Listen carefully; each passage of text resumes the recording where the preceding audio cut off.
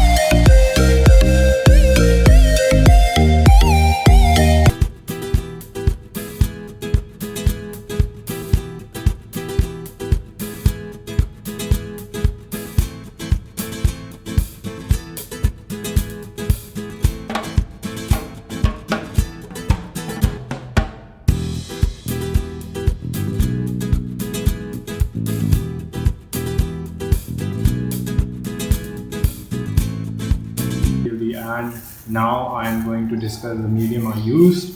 First of all, I use this resin and hardener. I use the ratio 2:1 and I mix it with alcoholic ink, which is this.